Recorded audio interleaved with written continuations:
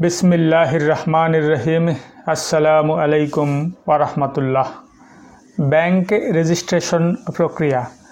Banking company आईन 1991 अनुच्छेद 31 मोताबेक बांग्लादेशे कोनो बाणिज्यिक बैंक रेजिस्ट्रेशन करते हले सेटा अवश्यई पाब्लिक लिमिटेड कोम्पानी हिसेबे जॉइंट स्टक बा आरजेएससी थेके निबंधन कराते हबे।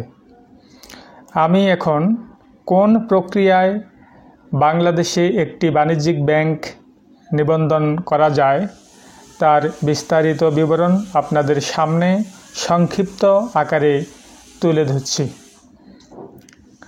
जॉइंट स्टक बा आरजेएससी थेके पाब्लिक लिमिटेड कोम्पानी हिसेबे नतून बाणिज्यिक बैंक एर निबंधन कराते हले प्रथमेई बांग्लादेश बैंकेर संश्लिष्ट डिपार्टमेंटे गिये बांग्लादेशे नतून एकटी बाणिज्यिक बैंक स्थापनेर ब्यापारे आपनादेर आग्रहेर कथा तादेरके बोलुन। एरपर यदि तारा अनुमोदन दिते राजी हय ताहले बाणिज्यिक बैंक निबंधन करार जन्य प्रथमेई आपनाके जॉइंट स्टक बा आरजेएससी थेके आपनार प्रस्तावित बैंकेर नामेर क्लियारेंसटी निते हबे। एई नामेर क्लियारेंसेर मेयाद थाकबे 30 दिन पर्यन्त। एई 30 दिनेर मध्य आपनाके बांग्लादेश बैंक थेके 10 लक्ष टाकार बैंक ड्राफ्ट जमा दिए प्रस्तावित बाणिज्यिक बैंकेर नामे अनुमतिपत्र निते हबे। अर्थात बांग्लादेश बैंकेर लाइसेंस छाड़ा आपनी बांग्लादेशे कोनो धरनेर बाणिज्यिक बैंक निबंधन करते पारबेन ना। ताई बांग्लादेश बैंकेर संश्लिष्ट शाखा थेके प्रथमेई आपनाके 10 लक्ष टाकार बैंक ड्राफ्ट जमा दिए बैंकेर अनुमतिपत्र निते हबे। अनुमतिपत्र पाওয়ার पर memorandum of association and article of एसोसिएशनेर समन्वये एकटी बई तैरी करते हबे। कमपक्षे 7 जन परिचालक थाकते हबे। बर्तमाने अन्य कोनो बाणिज्यिक बैंके कर्मरत कोनो परिचालक प्रस्तावित बैंकेर परिचालक हते पारबेन ना। यदि सेटा करते चान ताहले अवश्यई सेई बैंकेर परिचालकेर पद थेके आपनाके आगे पदत्याग करते हबे। एरपर आपनी नतून प्रस्तावित बाणिज्यिक बैंकेर परिचालक हिसेबे योगदान करते पारबेन। प्रस्तावित बाणिज्यिक बैंकेर जन्य पाब्लिक लिमिटेड कोम्पानी करते हले अथराइजड कैपिटल कमपक्षे 500 कोटी टाका देखाते हबे। एर उपरे आपनि जत खुशी देखाते पारेन ताते कोनो समस्या नेই। तबे सर्वनिम्न फिगार हच्छे 500 कोटी टाका। এই 500 কোটি টাকা অথরাইজড ক্যাপিটাল হিসেবে প্রদর্শন করতে হবে। এরপর আসে পেইড আপ বা পরিশোধিত মূলধনের কথা। পেইড আপ ক্যাপিটাল কমপক্ষে 400 কোটি টাকা আপনাকে দেখাতে হবে। এর কম হলে কোনোভাবেই চলবে না। উপরে আপনি যা খুশি দেখাতে পারেন তাতে কোনো সমস্যা নেই। এখানে একটি কথা বলে রাখা ভালো যে মেমোরেন্ডাম অফ অ্যাসোসিয়েশন এবং আর্টিকেল অফ অ্যাসোসিয়েশন এর সমন্বয়ে যে বইটি তৈরি করবেন সেটি জয়েন্ট স্টক বা আরজেএসসিতে জমা দেওয়ার আগে বাংলাদেশ ব্যাংকের সংশ্লিষ্ট শাখার দায়িত্বপ্রাপ্ত কর্মকর্তা অর্থাৎ যেখান থেকে অনুমতিপত্র নিয়েছিলেন ব্যাংক স্থাপনের জন্য সেখানকার সংশ্লিষ্ট কর্মকর্তাকে মেমোরেন্ডাম অফ অ্যাসোসিয়েশন এবং আর্টিকেল অফ অ্যাসোসিয়েশনের ড্রাফট কপিটি একটু দেখিয়ে নেবেন। কোনো ভুলভ্রান্তি থাকলে তিনি সেটা সংশোধন করতে বলতে পারেন।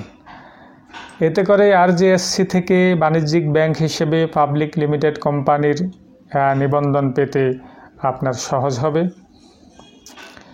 এরপর মেমোরেন্ডাম অফ অ্যাসোসিয়েশন এবং আর্টিকেল অফ অ্যাসোসিয়েশনটি পাবলিক লিমিটেড কোম্পানি হিসেবে রেজিস্ট্রেশনের জন্য জয়েন্ট স্টক বা RJSC-তে অনলাইনে আবেদন করতে হবে। অনলাইন প্রক্রিয়া সম্পূর্ণ হওয়ার পর আপনাকে গভর্নমেন্টের ফি পরিশোধ করতে হবে জয়েন্ট স্টকের মনোনীত ব্যাংকের নির্দিষ্ট শাখাগুলোতে। সেখানে রয়েছে one bank, BRAC bank, mutual trust bank, eastern bank, এই 4টি ব্যাংক আছে। এই 4টি ব্যাংকের যে কোনো শাখায় আপনি গভর্নমেন্টের এই ফিটা জমা দিতে পারেন। যদি আপনি অথরাইজ ক্যাপিটাল 500 কোটি টাকা সর্বনিম্ন যেটা আছে সেটা দেখান, তাহলে আপনার গভর্নমেন্টের ফি দিতে হবে। রেজিস্ট্রেশন ফি হচ্ছে 45,97,700 টাকা। রেজিস্ট্রেশন ফাইলিং ফি 1814 টাকা। Stamp fee article of association এবং মেমোরেন্ডাম অফ অ্যাসোসিয়েশনের জন্য স্ট্যাম্প ফি জমা দিতে হয় 21,150 টাকা। আর সার্টিফাই কপি, অর্থাৎ রেজিস্ট্রেশন হওয়ার পর আপনাকে যে সার্টিফাই কপি দিবে জয়েন্ট স্টক কর্তৃপক্ষ, সেখানেও তারা একটা ফি নেবে। সেই ফিটা হচ্ছে আপনার 1853 টাকা। এই ফিগুলো আপনাকে জমা দিতে হবে। তবে এই ফি যেগুলো আমি বললাম, এই 4টা ফি একসাথে যোগ করলে টোটাল ফি দাঁড়ায় 46,22,553 টাকা। এই টাকাটা আপনাকে সংশ্লিষ্ট ব্যাংকের যে কোনো শাখায় আপনাকে জমা দিতে হবে। জয়েন্ট স্টক কর্তৃপক্ষ আপনার মেমোরেন্ডাম অফ অ্যাসোসিয়েশন এবং আর্টিকেল অফ অ্যাসোসিয়েশন যেটি আপনি অনলাইনে জমা দিয়েছেন, সেটি যাচাই বাছাই শেষে আপনার প্রস্তাবিত বাণিজ্যিক ব্যাংকটিকে একটি পাবলিক লিমিটেড কোম্পানি হিসেবে অনুমোদন দিবেন।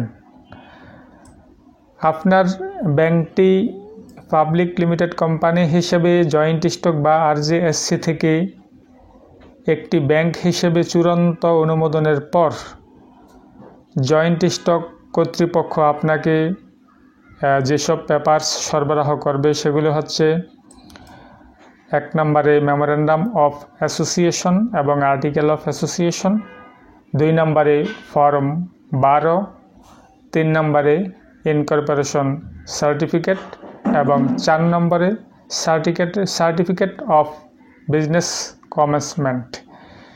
এই 4টি পেপারস জয়েন্ট স্টক আপনাকে দিবে। জয়েন্ট স্টক বা RJSC থেকে এই 4টি পেপারস পাওয়ার পর আপনার পাবলিক লিমিটেড কোম্পানিটি একটি ব্যাংক হিসেবে আত্মপ্রকাশ করবে।